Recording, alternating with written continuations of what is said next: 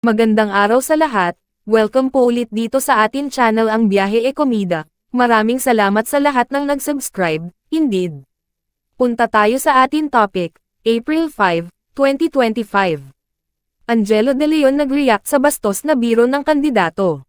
Angelo, bawal ang bastos sa Pasig.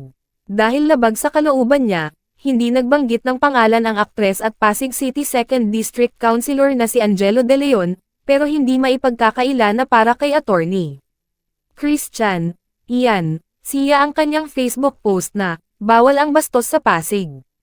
Si Siya ang congressional candidate sa 2nd District ng Pasig City para darating na halalan sa May 12, 2025. Tumatanggap ito ngayon ng matitinding batikos dahil sa hindi nakakatuwang biro na binitawan nito tungkol sa mga single mother. Ito po ang ambag ko para sa mga solo parent ng Pasig.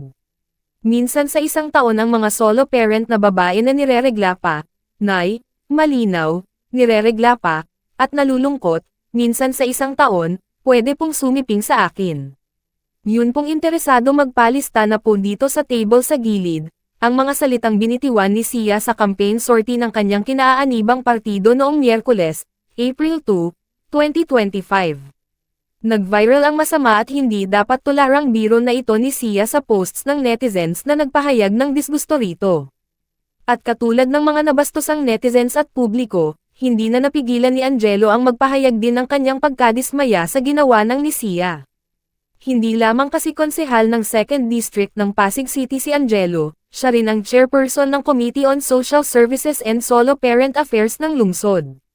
Sa pamamagitan ng isang Facebook post noong Huwebes, April 3, kinundena ni Angelo ang inasal ni Siya at hindi siya nag-atubiling ay lahad ang pandidiri na nararamdaman laban sa congressional candidate.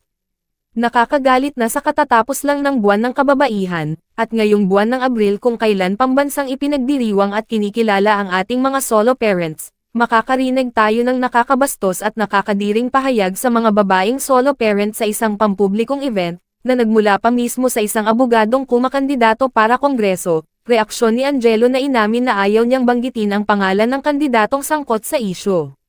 Bilang kasalukuyang chairperson ng Committee on Social Services and Solo Parent Affairs ng Sangguniang Panlungsod ng Pasig, at bilang isang babaeng minsan din naging isang solo parent, nararamdaman ko ang labis na inis at pagkadismaya ng kababaihan at mga solo parent sa mga pahayag na ito. Ang ganitong uri ng mga salita ay hindi lamang nakakainsulto sa mga kababaihan, kundi pati na rin sa ating lipunan. Ang bawal ang bastos sa Pasig, Facebook post ni Angelo De Leon na kumukondena sa hindi nakakatuwang biro tungkol sa single mothers nang hindi niya pinangalan ng congressional candidate. Ang pagkakaroon ng respeto at dignidad para sa iba, anuman ang kasarian o estado sa buhay, ay isang mahalagang prinsipyo na dapat isinusulong ng bawat isa, at mas lalo na sa mga nagnanais maglingkod sa ating pamahalaan at sa mga Pasigenyo. Uulitin ko, bawal ang bastos sa Pasig. Ang paliwanag at giit ni Angelo na isa lamang sa maraming Pilipinong hindi natutuwa sa inasal ni Siya. Samantala, hindi lang batikos ang inani ni Siya dahil sa kanyang biro tungkol sa single mothers, umani rin siya ng galit ng mga miyembro ng Solo Parents Party List.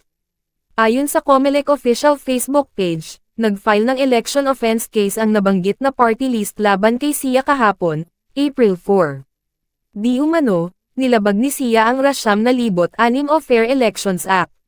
Sabi pa ng COMELEC, posibleng na-violate din ni Siya ang Resolution No. 11,116 o Anti-Discrimination and Fair Campaigning Guidelines, partikular na ang probisyon nitong, discrimination against women, at gender-based harassment. Nag-issue nung araw ring iyon ng Task Force Safe ng ahensya ng Show Cause Order, SCO, para kay Siya para magpaliwanag ito kung bakit hindi siya dapat nasampahan ng kaso at ma-disqualify sa kanyang kandidatura. Binigyan lang ng COMELEC ng 3 araw si Siya para sagutin ang SCO. Minsan sa isang taon, ang mga solo parent na babae na nireregla pa, nay, malinaw, nireregla pa, at nalulungkot, minsan sa isang taon, pwedeng sumiping ho sa akin. Yun nung interesado, magpalista na ho rito sa mesa sa gilid. At yan ang atin latest showbiz chika update for today. Huwag kalimutan mag-subscribe, click the notification bell for more showbiz chika updates. Like and share the video at suportahan po ang atin Facebook page. Maraming salamat sa lahat ng nag-subscribe. Indeed, magandang buhay sa lahat. Adios!